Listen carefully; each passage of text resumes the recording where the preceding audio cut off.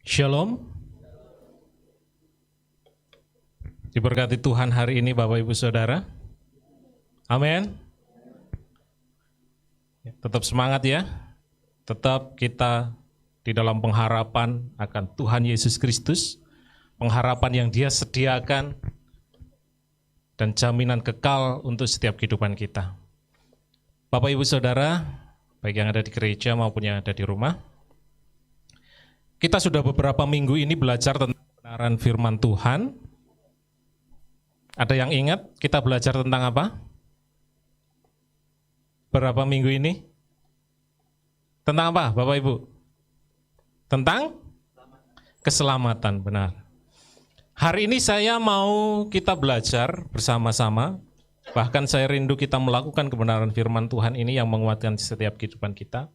Banyak orang sering bertanya, kalau saya sudah diselamatkan, saya sudah percaya Yesus, hasilnya apa buat saya? Banyak orang bingung loh ini. Kalau saya sudah percaya Yesus, saya pasti masuk surga. Amin. Benar, tapi itu kan nanti. Lah terus hasilnya sekarang buat saya itu apa? Banyak yang bingung terkadang. Kadang ketika kita sudah terima keselamatan, ketika kita sudah dibenarkan, kita bingung, loh terus hasilnya buat saya itu apa sih sebenarnya? Kalau kita belajar, ya, ketika manusia jatuh dalam dosa, Adam dan Hawa jatuh dalam dosa, manusia itu putus hubungan dengan Tuhan. Akhirnya mereka tidak bisa berhubungan seintim waktu mereka belum jatuh dalam dosa. Waktu pertama sebelum jatuh dalam dosa, mereka bisa bercengkrama dengan Tuhan, muka dengan muka. Bahkan ketika mereka sudah jatuh dalam dosa, akhirnya mereka sengsara, benar tak? Akhirnya Adam sebagai laki-laki harus bekerja keras untuk bisa makan. Dan dia harus makan dari apa? Semak duri. Harus bersusah payah, harus keluar keringat, baru bisa makan. Dan kalau perempuan harus menanggung sakit, melahirkan. Ya. Dan endingnya, manusia akan menerima murka Tuhan ketika manusia jatuh dalam dosa. Yaitu maut, yang ujung-ujungnya adalah neraka. Ini ketika manusia akibat dosa. Alkitab mencatat, kalau kita perhatikan, Alkitab mencatat tidak ada satupun manusia yang bisa menarik hatinya surga untuk menyelamatkan dia. Dalam artian gini, tidak ada satupun manusia di dunia ini yang bisa menyelamatkan dirinya sendiri. Biarpun dia jual seluruh hartanya, biar dia berikan hidupnya untuk orang lain, itu nggak akan bisa menyelamatkan dirinya sendiri. Biar dia berbuat baik sepanjang hidupnya, nggak ada satupun, ya, Alkitab mencatat nggak ada satupun yang bisa menarik surga untuk bisa memasukkan dia ke surga.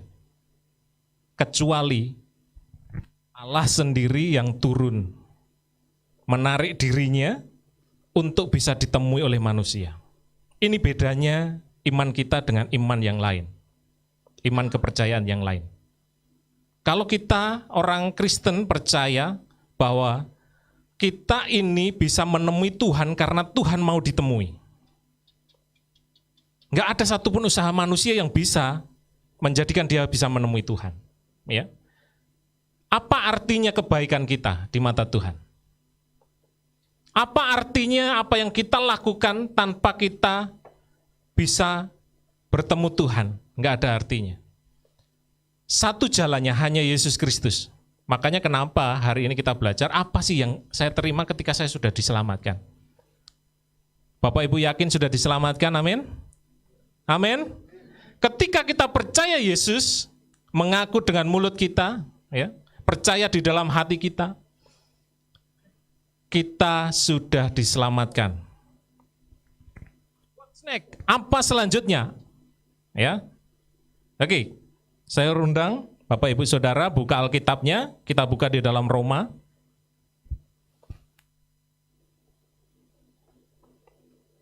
Roma 5 ayatnya 1 sampai dengan ke-11. Yang di rumah juga buka Alkitabnya. Roma 5 ayat 1 sampai dengan 11.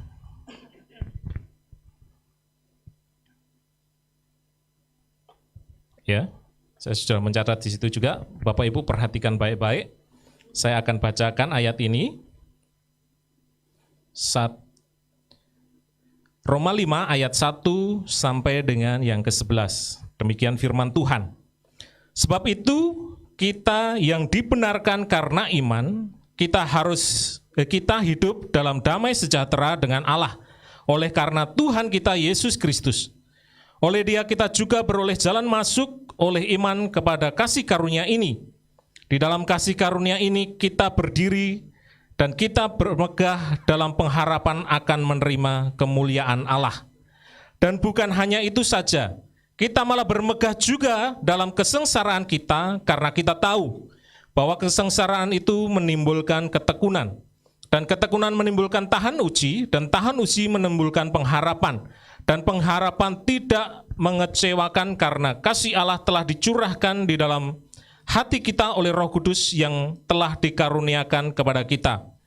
Karena waktu kita masih lemah,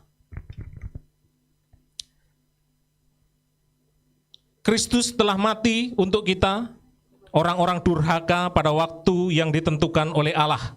Sebab tidak mudah seorang mau mati untuk orang baik, orang benar.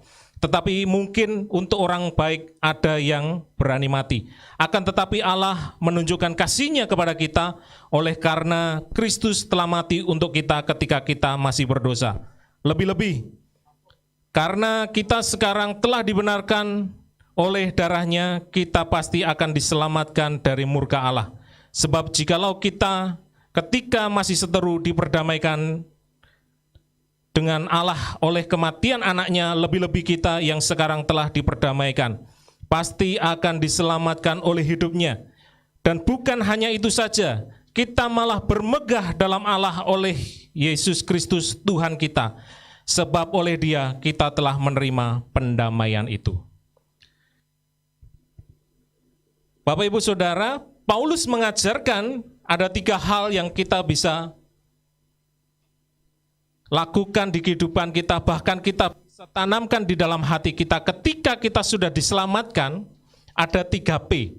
Yang pertama adalah pendamaian dengan Allah, perdamaian dengan Allah. Ketika kita diselamatkan oleh Tuhan, ketika kita mengaku Yesus Kristus sebagai Tuhan dan Juru Selamat, di situ segala dosa-dosa kita sudah dihapuskan. Dosa apa saja? Dosa Adam Hawa yang pertama. Yang kedua dosa apa? Dosa keturunan kita dari nenek moyang kita. Yang ketiga dosa apa? Dosa pribadi kita. Setiap orang pasti punya dosa. Terkadang kita cuma ingat dosa pribadi kita. Kita tidak ingat kalau keturunan-keturunan kita pun, ya, nenek moyang kita juga ada dosa sebenarnya. Dosa yang mengikat. Contohnya, ketika keturunan kita mengikat dengan hal-hal di luar Tuhan. Ya, kita nggak pernah tahu. Mungkin dulu nenek moyang kita ada yang menyembah berhala. Ada yang kalau orang Jawa ngilmu. Ya. Termasuk salah satunya saya dulu. Ya. Ngilmu, cari ilmu. Ya.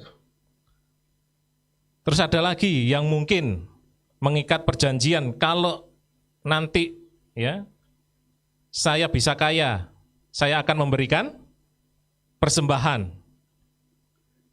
Istilahnya pesugihan. Kita nggak pernah tahu nenek moyang kita dulu kayak gimana. Mungkin secara tidak sengaja. Tapi ketika kita percaya Yesus, 3 dosa ini diperdamaikan. Ya.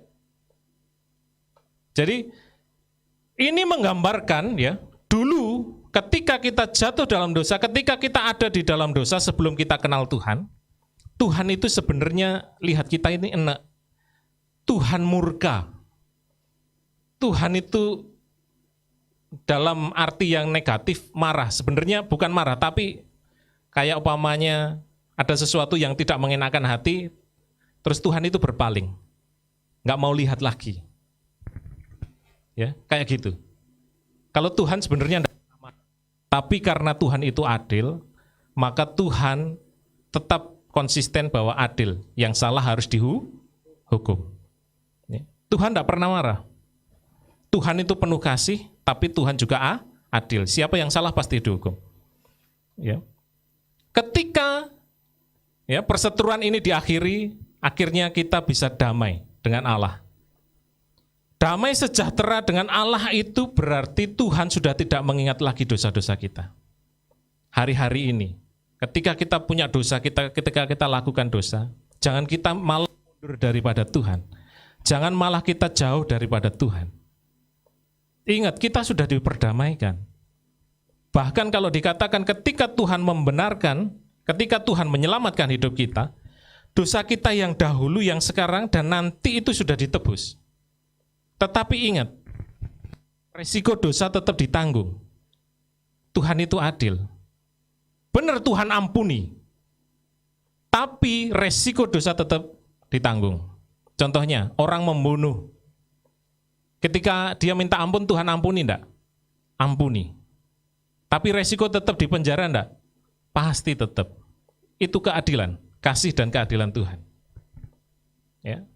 Tuhan ampuni. Bisa masuk surga enggak? Bisa. Tapi resiko di dunia tetap Tuhan harus kerjakan. Resiko apa? Dihukum, di penjara. Ya. Dan ketika kita diperdamaikan, kita punya akses untuk masuk ke hadirat Tuhan. Coba bayangkan. Kita punya akses untuk masuk ke dalam hadirat Tuhan. Kita bisa berdoa langsung dengan Tuhan. Kalau zaman perjanjian lama, orang Israel berdoa harus melalui imam. Kita enggak. Ketika kita diperdamaikan, ketika kita diselamatkan, kita sudah punya akses langsung ke Tuhan. Makanya kenapa kita bisa berdoa sendiri-sendiri. Tidak harus kita selalu, Pak Pendeta tolong doakan ini ada setan. Pak Pendeta tolong doakan kucing saya lagi sakit. Ya. Pak Pendeta ada gini. Kalau yang urgent boleh, nggak masalah. Tapi kita pun bisa doa sendiri. Kita sudah langsung loh, punya jalan akses. Makanya dikatakan di ayat tadi, coba perhatikan di situ di ayatnya yang kedua, oleh Dia kita juga apa?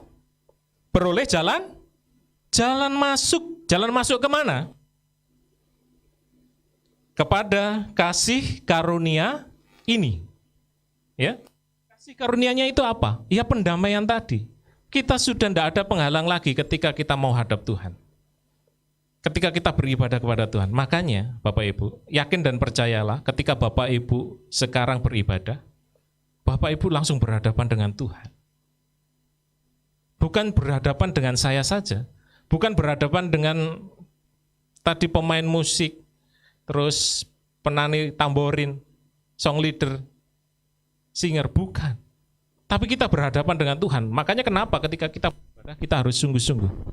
Ketika kita mendengarkan firman Tuhan pun kita harus sungguh-sungguh, karena Tuhan hadir. Tuhan ada. Bahkan Tuhan ada di hidup kita masing-masing. Pagi hari ini kita memikirkan apa? Tuhan tahu enggak? Tahu. Pagi hari ini kita merasa apa? Merasa enggak enak, merasa pikiran apa yang enggak karuan? Tuhan tahu enggak? Tahu. Beribadah, kita harus lepaskan itu semua. Saya mau menghadap Tuhan sungguh-sungguh. Saya mau mendengar firman Tuhan sungguh-sungguh. Ya. Jadi ketika kita diperdamaikan, ketika kita diselamatkan, kita juga memperoleh pengharapan akan kemuliaan dan tinggal bersama Allah. Ini nanti kelak ketika kita sudah dipanggil Tuhan atau ketika Tuhan sudah datang kedua kalinya. Ini pengharapan yang bisa menguatkan hidup kita.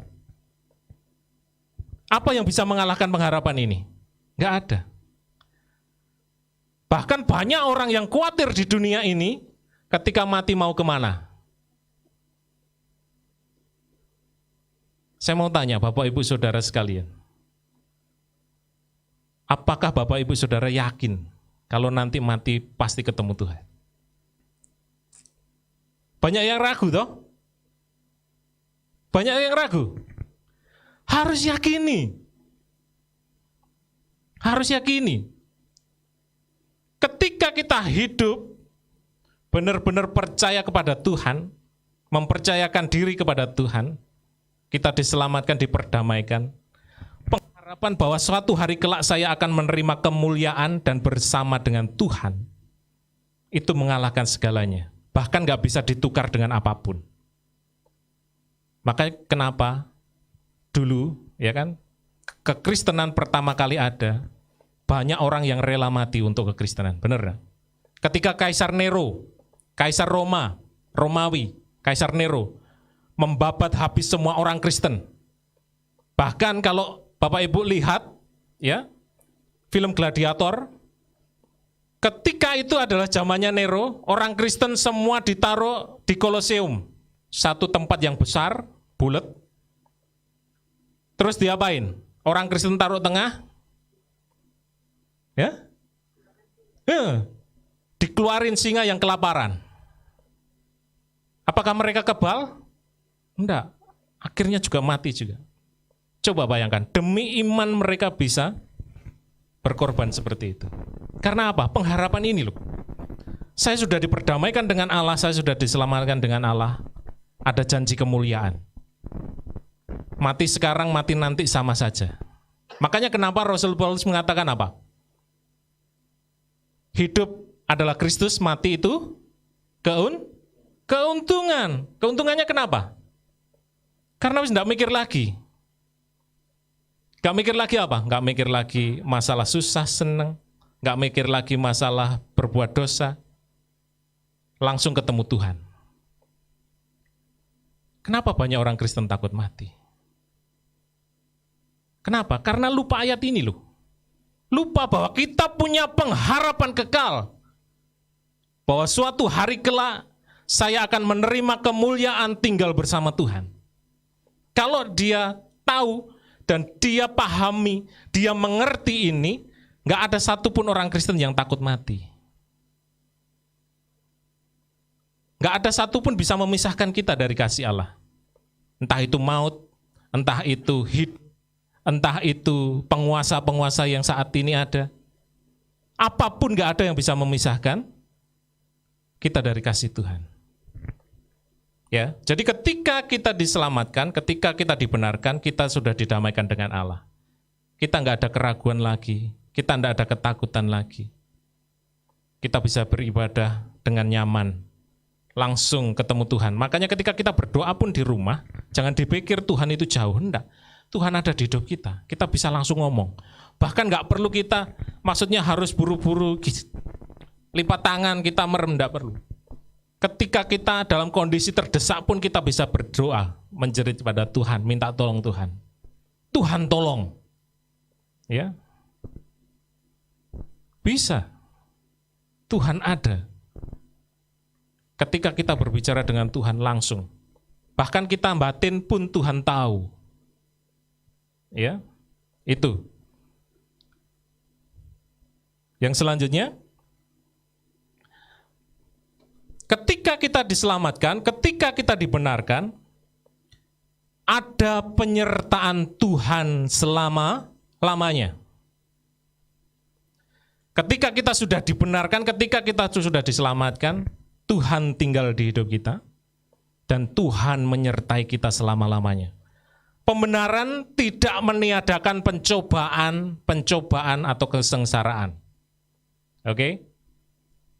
Saya ulangi, bahwa pembenaran atau keselamatan tidak meniadakan kesusahan kita, tidak meniadakan sakit penyakit kita, tidak meniadakan apa yang kita alami saat ini susah-susah, tidak meniadakan itu. Jangan kita salah berpikir bahwa ketika saya percaya Yesus, hidup saya baik-baik saja. Semua masalah saya selesai. Enggak. Makanya kenapa di ayat 3, coba perhatikan, dikatakan apa? Ayatnya yang ketiga. Dan bukan hanya itu saja, kita malah bermegah juga dalam kesengsaraan. Kitab Roma ini ditulis oleh Rasul Paulus, dan Rasul Paulus belum pernah menjumpai orang Roma saat kitab ini ditulis. Ya.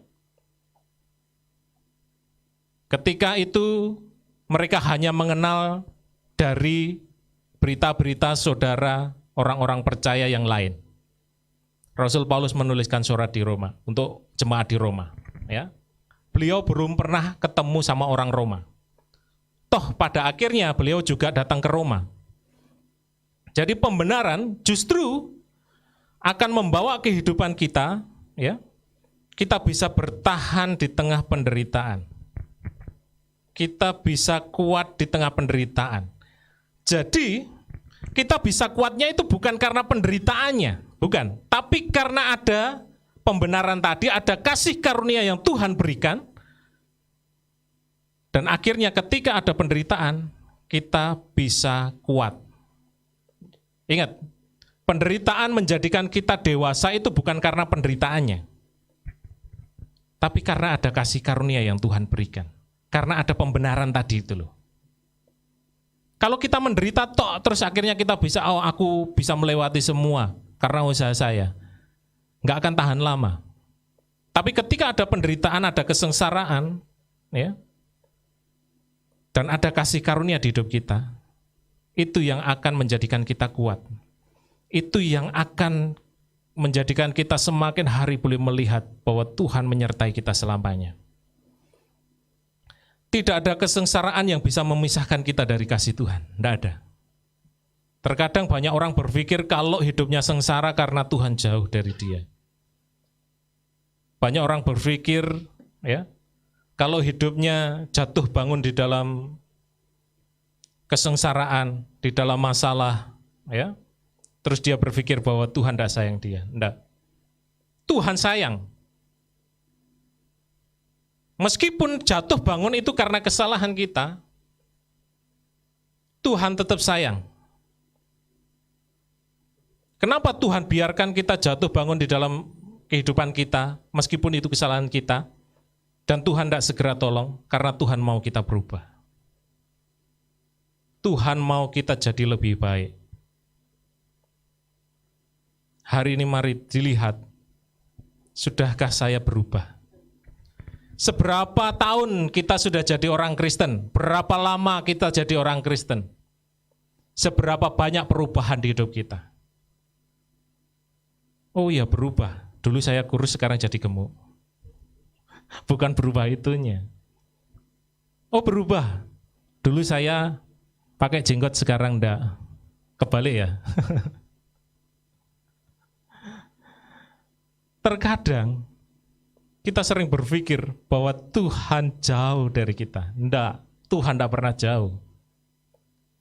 Tapi terkadang kita yang menjauhkan Tuhan dari hidup kita. Ketika kita rasa Tuhan jauh, disitulah sebenarnya kita menjauh dari Tuhan. Bukan Tuhannya yang menjauh, malah kita yang menjauh dari Tuhan sebenarnya. Tuhan tidak pernah jauh, Bapak Ibu. Tuhan ada di hidup kita. Bahkan ketika kita berbuat dosa, Tuhan tetap ada di hidup kita. Tapi kita yang pura-pura tidak tahu kalau Tuhan ada di hidup kita. Benar enggak? Kita yang pura-pura nggak tahu kalau Tuhan ada di hidup kita. Kita yang masa bodoh kalau Tuhan ada di hidup kita. Kalau kita tahu kalau Tuhan ada di hidup kita, kita mau melakukan apapun kita mikir dulu. Pasti mikir. Ini nanti Tuhan berkenan enggak ya? Kira-kira Tuhan berkenan enggak ya? Menyakiti hati Tuhan enggak ya? Kita nggak usah terlalu jauh berpikir bahwa menyakiti orang lain. Kita harus berpikir ketika kita melakukan apapun, detik itu kita harus berpikir bahwa ini melukai hati Tuhan enggak ya? Dia itu pribadi paling dekat dengan kita. Kalau orang lain kan masih jauh. Ketika kita berpikir kayak gitu, ketika kita tahu bahwa menyakiti hati Tuhan, kita nggak bakalan menyakiti orang lain kok. Itu pasti. Makanya kenapa ada perintah Tuhan, kasihilah Tuhan Allahmu dulu. Baru kasihilah sesamamu manusia. Karena ketika kita bisa mengasihi Allah dengan segenap hati, dengan segenap jiwa, segenap akal budi kita, segenap kekuatan kita, maka kita bisa mengasihi orang lain dengan segenap hidup kita, bahkan mengasihi orang lain seperti mengasihi diri kita sendiri. Kadang kita berpikir saya mau mengasihi orang lain, tapi kita lupa mengasihi Tuhan. Kalau ada orang bilang dia mengasihi orang lain, tapi dia nggak rajin ke gereja, dia nggak rajin berdoa, nggak suka merenungkan firman Tuhan, berarti kasihnya cuman sebatas apa yang kelihatan mata. Tapi Tuhan menilai hati. Tuhan menilai hati. Di dalam kesengsaraan kita belajar, yang pertama apa? Ketekunan. Yang kedua, apa? Belajar, tahan uji. Setelah tahan uji, ya, membentuk watak. Ketika kita di dalam kesengsaraan, ketika kita di dalam ujian, dan kita bisa bertahan, ya, itu bisa menimbulkan pengharapan. Kenapa? Karena ketika kita selalu, ya, mungkin hidup kita kok rasanya sengsara terus ya, itu akan membawa kita semakin hari, aduh Tuhan, rasanya saya tidak kuat. Kalau bukan karena Tuhan tidak mungkin. Akhirnya itu menimbulkan pengharapan. Seberapa banyak ketika kita mengalami kesengsaraan, kita bisa melihat Tuhan. Sudah bisa melihat Tuhan Bapak Ibu? Di tengah kesusahan kita? Atau melihat orang lain, kok nggak ada yang tolong saya? Atau melihat orang lain, kok kamu dulu tak tolong, sekarang nggak tolong saya? Ya. Ketika kita menolong orang, jangan mengharapkan dia menolong kita. Harapkan Tuhan yang menolong kita. Ya. Jadi, ketika kita bisa lepas dari kesengsaraan karena ada pengharapan tadi, karena kita sudah dibenarkan, kita akan selalu mengerti bahwa Tuhan selalu menyertai kita. Tidak pernah dia meninggalkan kita. Di saat susah, di saat senang, di saat kita sadar, di saat kita tidak sadar kalau ada Tuhan. Tuhan selalu ada di hidup kita. Bahkan pagi hari ini, apapun permasalahan kita, ingat, ada Tuhan yang menyertai kita selamanya. Ya, ada Tuhan yang selalu ada. Bahkan tidak pernah meninggalkan kita. Apapun permasalahan Bapak Ibu Saudara. Ingat, Tuhan ada di hidup kita. Kesengsaraan membentuk watak kita jadi dibentuk, karakter kita jadi dibentuk, jadi lebih baik. Makanya, kalau Bapak Ibu perhatikan, saya tadi pagi sempat berbincang dengan istri saya bilang, jadi orang Kristen itu sebenarnya tidak gampang. Saya sudah belajar Alkitab, saya balik belajar Alkitab. Saya dapati untuk jadi orang pengikut Yesus itu tidak gampang. Ya. Kenapa tidak gampang? Karena terkadang itu menyakitkan. Terkadang itu menyengsarakan diri kita sendiri. Kalau mau jujur. Jadi orang Kristen itu sebenarnya tambah dewasa, tambah tanggung jawab. Benar enggak? Tambah kita dewasa, tambah dituntut untuk jadi sesuai dengan kehendak Tuhan. Makanya kenapa ada firman Tuhan mengatakan, yang tahu sedikit dituntut sedikit, yang tahu banyak dituntut banyak. Yang dikasih 1 talenta dituntutnya berapa? Minimal 1. Ya, kalau yang 10 talenta dituntut berapa? Ya lebih dari 10. Coba bayangkan. Semakin kita dipercaya banyak, semakin Tuhan tuntut banyak. Semakin kita dipercaya banyak, semakin dituntut lagi, tuntut lagi. Makanya kenapa jadi orang Kristen tambah hari bukan tambah enak sebenarnya. Saya ibaratkan kayak gini. Ketika kita jadi Kristen pertama, itu adalah anak-anak, Bapak Ibu. Yang anak-anak juga, coba perhatikan. Hidup paling enak itu jadi anak-anak atau jadi orang tua? Anak-anak ya. Mikirnya simpel toh, bener gak? Pokok sing penting ada makanan, ya kan? Ya Ki? Enggak ya? Ya kalau sekarang enggak. Kalau dulu anak-anak, yang penting ada pangsit, ya toh? Soto, ada Indomie, semuanya beres. Kalau coba sekarang, ayo yang sudah dewasa, sekarang mulai berpikir, saya bisa cari uang di mana ya? Ngejob di mana ya? Kalau anak-anak gampang toh tinggal sangune. Kalau sekarang mulai berpikir, ayo, kayak Kodanjo ini pasti berpikir, ya apa ya nanti saya nikah ya? Iya. Apa langsung, aku mau nikah mana uangnya? Apa gitu? Enggak toh, pasti berpikir, nabung sih, ya. Orang kehidupan Kristen pun seperti itu. Dulu waktu kita anak-anak, kita berpikir seperti anak-anak. Gampang, simple. Percaya Tuhan, diberkati. Itu pikiran anak-anak. Percaya Tuhan, disembuhkan. Itu pikiran anak-anak. Tapi saya yakin dan percaya di sini semua dewasa. Kalaupun Tuhan tidak berkati, saya tetap percaya Tuhan. Itu baru orang dewasa. Kalaupun Tuhan tidak sembuhkan saya tetap menyembah Tuhan. Itu baru orang dewasa.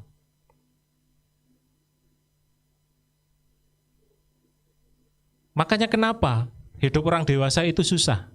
Apakah di antara kita ada, ya Bapak Ibu, ya, yang sudah punya anak, yang dulunya anak-anak? Lebih enak mana hidup saat ini atau dulu anak-anak? Pasti ngomong lebih enak dulu. Dulu kerjaannya cuman belajar. Yang anak-anak ngomong, kata siapa belajar pun susah sekarang. Ada PR, gitu? Ada ujian. Loh kata siapa? Orang tua pun ada PR. PR-nya apa? Besok makan apa? Ada ujian enggak? Ada ujian hidup. Kadang suami istri itu tukaran. Itu ujian. Kadang anaknya yang jadi ujian. Iya toh? Iya, anaknya yang jadi soalnya. Iki anak ngerecokin aja. Bikin gara-gara tok. Iya, kalau orang Jawa bilang apa? Anak polah, bopo ke peradah. Anaknya yang bikin ulah, bapaknya yang kena. Iya apa iya? Iya. Kalau orang Kristen berulah yang kena siapa? Bapaknya.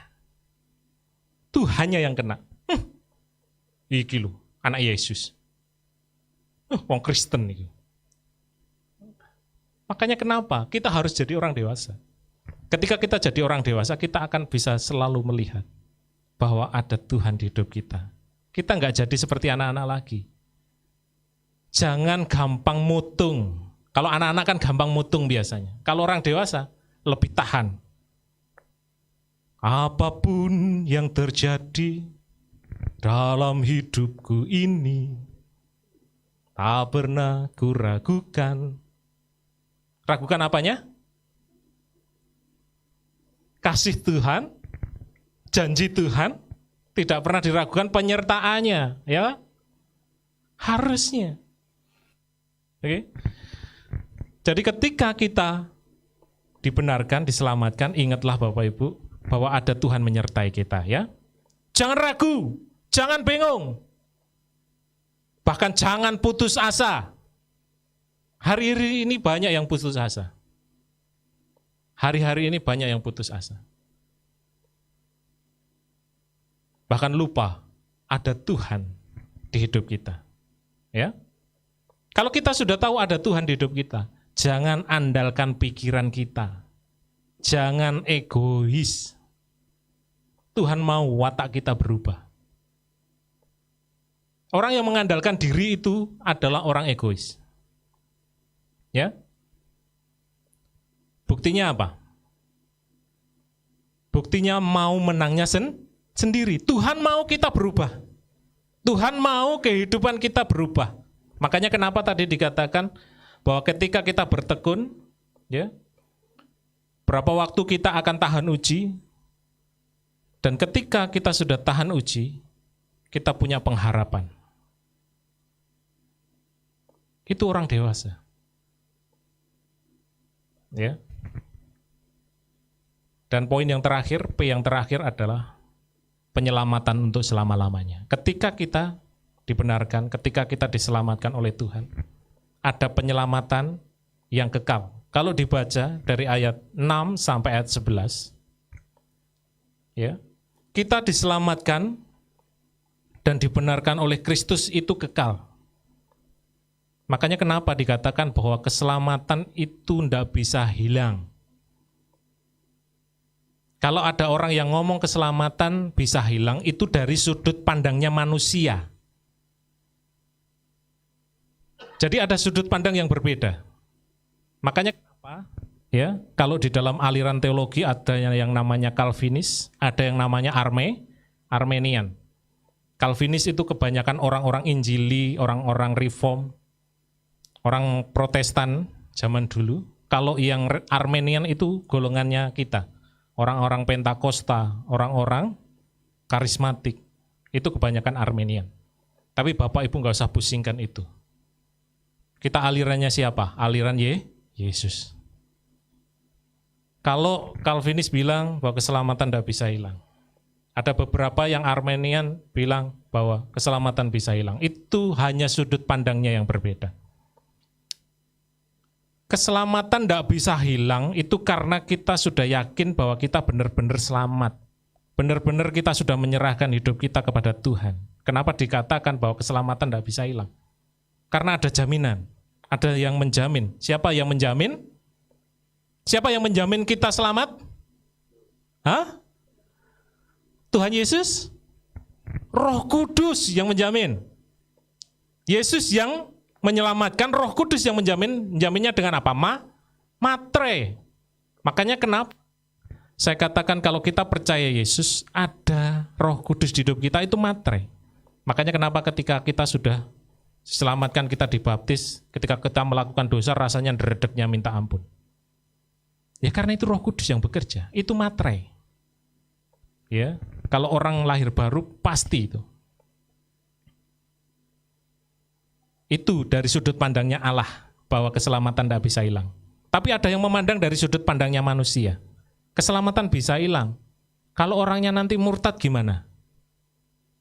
Karena sudut pandang yang berbeda. Tapi kita harus sadari, bukan masalah sudut pandangnya yang harus kita tahu. Kita harus kembali lagi ke diri kita masing-masing. Sudahkah kita menyerahkan hidup kita ke Tuhan? Kalau kita sudah yakinlah bahwa keselamatan itu kekal, nggak bisa hilang di hidup kita. Meskipun seringkali kita jatuh, bangun. Jatuh, bangun. Saya mau tanya, adakah di antara kita yang tidak pernah berdosa hari-hari ini? Tidak ada. Meskipun sekelas hamba Tuhan besar pun, pernah dosa enggak? Pernah. Kalau ada orang ngomong dia tidak pernah berbuat dosa, dia sudah membohongi dirinya sendiri. Ya. Tetapi satu hal yang Tuhan mau, ketika kita jatuh dalam dosa, bangkit. Terus Tuhan katakan apa? Jangan berbuat dosa lagi. Selama kita hidup, pasti ada jatuh bangunnya. Tapi ingat, ada Tuhan yang sudah memateraikan hidup kita. Kembali, ayo kembali. Jangan kita malah menjauh ketika kita jatuh. Itu salah besar.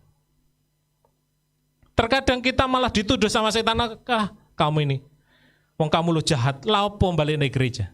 Enggak, Tuhan mau kita kembali. Karena ada materai itu loh. Keselamatan itu tidak hilang kalau kita sudah menyerahkan diri kita kepada Tuhan. Tidak hilang. Bahkan pembenaran itu berarti kita diselamatkan dari murka Allah. Makanya kenapa? Ketika orang yang sudah percaya Tuhan dan dia sudah lahir baru, meskipun dia sempat lari jauh dari Tuhan, pasti dia akan kembali. Meskipun mungkin ya, dalam tanda kutip mungkin, ya, dia sempat tidak percaya Tuhan. Tapi ketika ada Roh Kudus di hidupnya, suatu hari kelak dia akan percaya Tuhan lagi.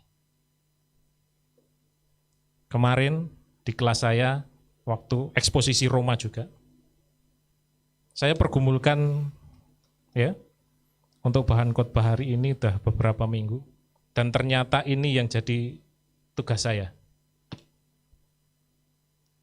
Makanya kenapa tadi pagi istri saya bilang, kamu itu nek nyiapno khotbah asal comot ah.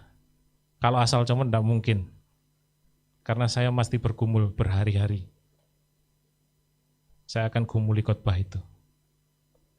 Karena khotbah itu terkadang jadi pedang bermata dua. Buat saya juga. Terkadang apa yang saya bicarakan ini bisa menguatkan apa yang sudah saya lalui dan mempersiapkan apa yang akan terjadi nanti. Mungkin Bapak Ibu dengar hari ini, suatu hari kelak Bapak Ibu akan mengalami, yakinlah, ingatlah kembali firman Tuhan hari ini. Pembenaran akan membawa kita masuk ke dalam kerajaan surga. Ya, Allah berjanji bahwa suatu hari kelak kita akan menerima kemuliaan bersama Dia. Apapun kondisi kita hari-hari ini, mungkin kita jatuh, mungkin kita banyak salah, mungkin kita banyak dosa. Ingat, ada Roh Kudus di hidup kita yang memampukan kita untuk kembali lagi kepada Tuhan. Ya. Makanya kenapa Bapak Gembala pernah sampaikan bahwa kira-kira kita ini bisa enggak punya kasih seperti kasihnya Tuhan? Kira-kira kita bisa enggak berdosa? Bisa enggak kira-kira? Bisa enggak? Halo Bapak Ibu, dengar suara saya? Bisa enggak kira-kira? Bisa. Kita sudah dikasih bibit, kita sudah kasih benih. Benihnya itu siapa? Roh Kudus itu loh. Makanya jangan kita ngomong, oh saya ini ya gini, enggak bisa berubah. Anda membohongi diri Anda sendiri. Kita membohongi diri kita sendiri. Makanya kenapa terkadang ya, kita sebagai orang Kristen, suatu saat kita bisa meledak, dan saya yakin dan percaya kita akan bisa cepat kembali. Ya, kita bisa marah suatu ketika, tapi suatu saat kita tahu-tahu nangis di iya, lah apa aku mau marah ya? Harusnya enggak perlu. Ya, ingat itu Roh Kudus yang bekerja. Itu jaminan. Tapi kita sering enggak sadar. Tuhan mau kita kembali. Kita tutup Alkitab kita. Ingat Bapak Ibu, ada 3P keselamatan. Ya, yang pertama adalah pendamaian dengan Allah. Yang kedua, penyertaannya, ya, penyertaan Tuhan selama-lamanya. Yang ketiga, penyelamatan untuk selamanya. 3P, ingat 3P. Ya, kita didamaikan, pendamaian dengan Allah, penyertaan Allah selamanya, dan penyelamatan Allah untuk selamanya. Saya undang kita semua bangkit berdiri.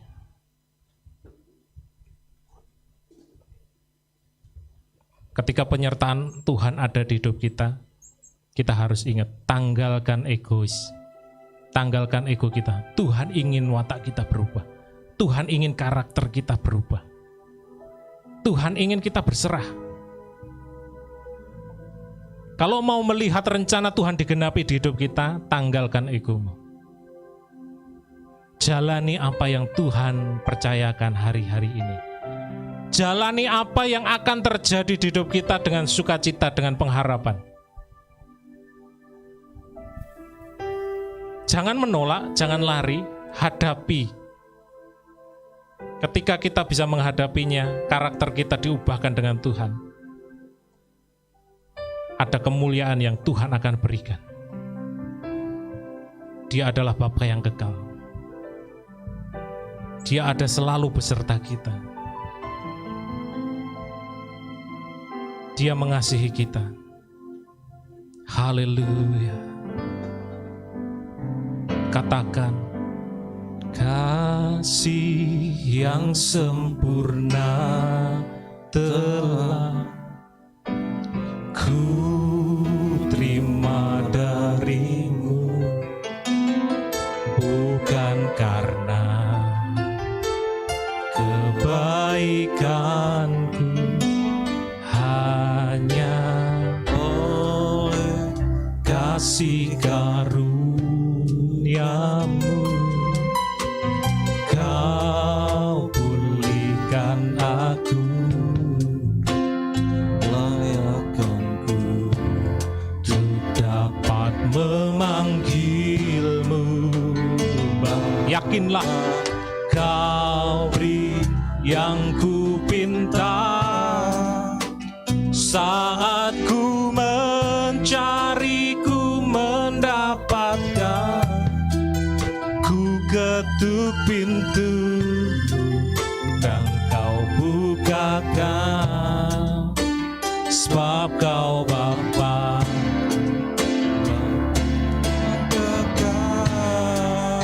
Dengan segenap hati takkan kau biarkan aku melangkah hanya sendirian. Kau selalu ada bagiku, sebab kau Bapa, Bapa yang kekal. Haleluya. Kasih yang sempurna. Dia adalah Tuhan yang mengasihi kita. Dia adalah Tuhan yang tidak pernah melihat masa lalu kita. Dia tidak pernah melihat apa yang sudah kita perbuat. Kasih besar buat kita. Oh, yakinlah, yakinlah, kami percaya.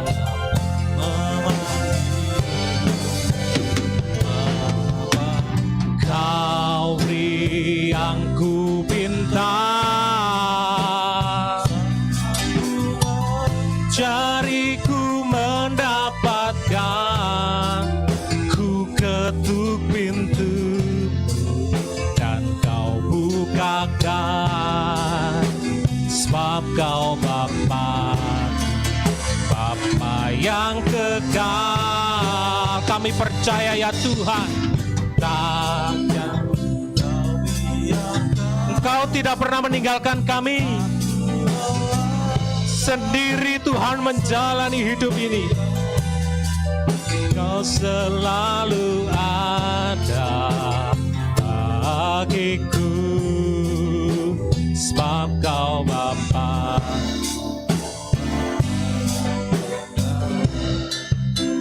Katakan lebih sungguh, kau beri yang ku pinta. Kau beri yang ku pinta, saat ku mencari. Tuhan mendamaikan kita. Tuhan menyertai kita. Tuhan menyelamatkan kita untuk selamanya. Mari kembali kepada Tuhan. Mari kembali kepada Tuhan yang kekal. Yakinlah Dia menyertaimu. Takkan kau biarkan. Tanggalkan egomu.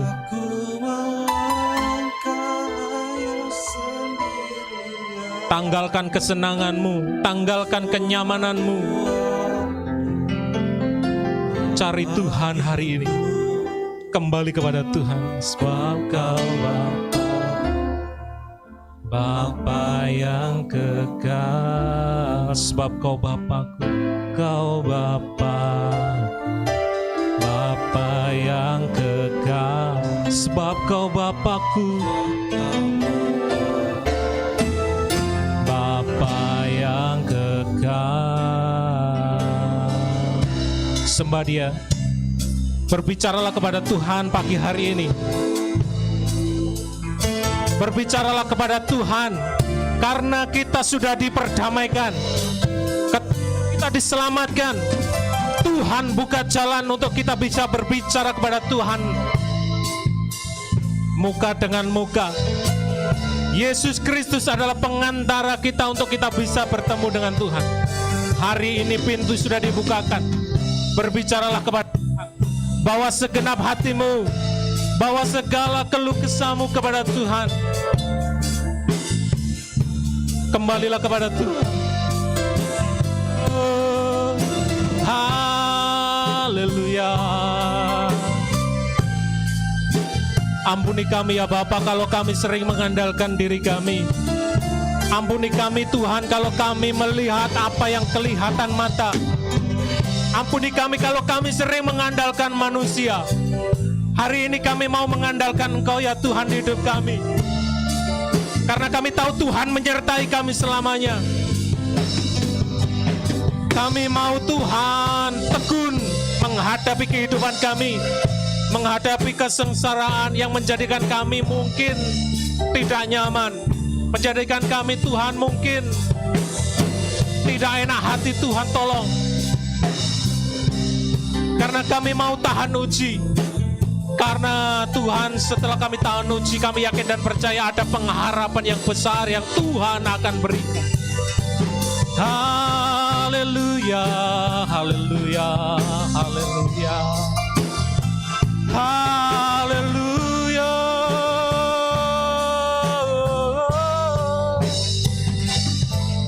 Haleluya, haleluya, haleluya. Glory, glory, hallelujah. Oh, hallelujah.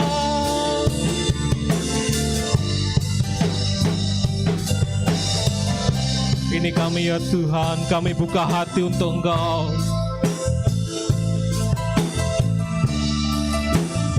Kalau ada di antara kita, baik yang di gereja maupun yang di rumah, yang belum buka hati menyerahkan hidupnya kepada Tuhan, saya mengundang. Buka hatimu, terima Tuhan. Jadikan Dia Raja, jadikan Dia Tuhan atas hidupmu. Agar Dia mendamaikan engkau, agar Dia menyertai engkau, agar Dia menyelamatkanmu selamanya. Jangan tunda. Jangan tunda, terima Tuhan hari ini. Terima Tuhan hari ini. Haleluya, haleluya. Yang merasa hidupmu hampa, buka hati, terima Tuhan. Katakan, Tuhan, aku mau buka hatiku, terima Engkau sebagai Tuhan dan Juru Selamatku. Agar Tuhan menyelamatkanmu, agar Tuhan menyertaimu, agar Tuhan mendamaikanmu dengan dirinya, agar Tuhan membuka jalan menuju hadirat. Haleluya, haleluya.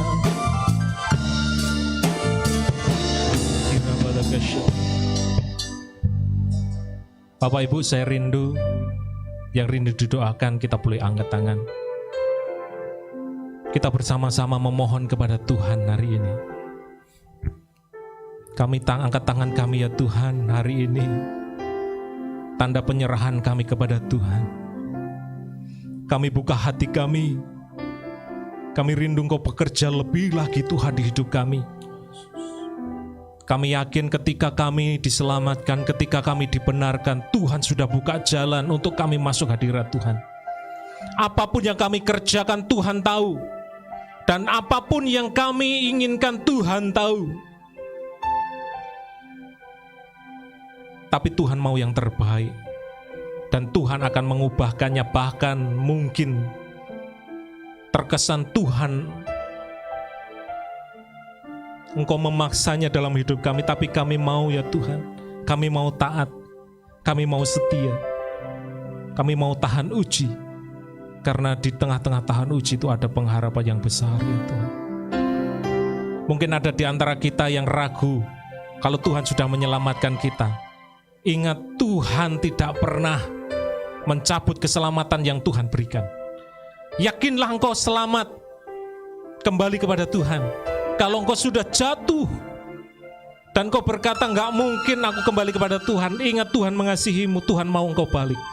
Kembali kepada Tuhan, Dia mengasihimu. Jangan undur daripada Tuhan, Tuhan mengasihimu. Tangan-tangan yang terangkat, Tuhan tolong lawat. Tuhan beri kekuatan kalau hari-hari ini sedang menghadapi permasalahan, sedang menghadapi tekanan.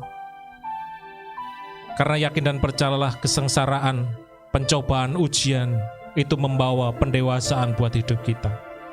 Menjadikan kita orang-orang yang dewasa, menjadikan kita orang yang kuat karena kita punya pengharapan dan karunia di hidup kita. Terima kasih ya Bapa, Engkau melawat setiap anak-anak-Mu kalau mungkin ada di antara kami yang sakit. Kami yakin di dalam nama Tuhan Yesus Kristus, Tuhan melawat, Tuhan menyembuhkannya. Bahkan Tuhan mau memakai kehidupan kami untuk kemuliaan nama Tuhan. Bahkan menjadikan kami saksi untuk menjamah Tuhan, menjangkau jiwa-jiwa dan membawa mereka untuk percaya kepada Tuhan. Pakai tangan-tangan kami, pakai mulut lidah kami, pakai apa yang kami punya ya Tuhan untuk membawa jiwa-jiwa percaya kepada Tuhan dan menerima keselamatan. Terima kasih ya Tuhan, kami bersyukur buat hari ini. Kalau ada di antara kami ya Tuhan yang sedang dalam permasalahan, Tuhan tolong sendiri campur tangan ya Bapa. Jangan biarkan anak-anak-Mu ya Tuhan mengandalkan kehidupan, mengandalkan orang ya Tuhan. Bahwa mereka semakin hari boleh semakin melihat bahwa Tuhan menyertai mereka ya Bapa. Setiap orang yang berharap kepada Tuhan tidak akan dikecewakan. Karena pengharapan itu dasarnya kasih Tuhan kepada kita. Jangan putus harapan, jangan putus harapan. Yakinlah Tuhan mengasihi kita. Terima kasih ya Bapa. Terima kasih ya Tuhan. Kami bersyukur buat pagi hari ini. Kami menyerahkan ya Tuhan firman Tuhan yang sudah kami dengarkan. Biarlah itu boleh termaterai dalam kehidupan kami. Dan kami anak-anak-Mu ya Tuhan selalu diingatkan. Agar ini menjadi kekuatan buat kami untuk kami berjalan ya Tuhan di dalam kehidupan kami. Di dalam suka maupun duka kami boleh berjalan bersama Tuhan. Boleh kami tidak undur daripada Tuhan. Terima kasih Bapa. Kami bersyukur buat pagi hari. Tuhan menjamah memberkati setiap kami yang di gereja maupun yang ada di rumah, yang melihat tayangan hari ini ya Tuhan. Tuhan jamah berkati ya Bapa. Terima kasih ya Tuhan. Kami menyerahkan ya Tuhan juga gereja-Mu di Tanah Merah ini Tuhan. Kiranya Tuhan jamah berkati dalam segala pergumulan, segala rencana ke depan.